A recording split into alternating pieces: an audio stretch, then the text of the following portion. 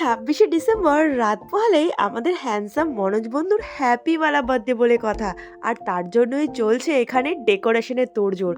তার সব থেকে কাছের মানুষ সুদূর থেকে ছুটে এসছে তাকে জন্মদিনের এই সারপ্রাইজ দেওয়ার জন্য।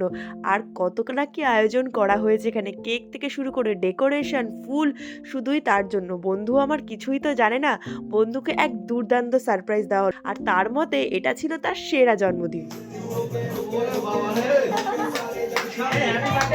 Happy birthday!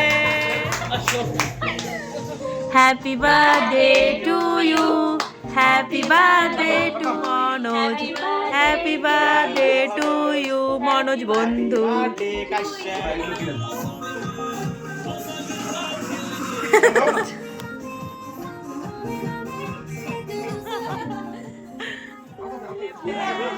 না কপালে কপালে না।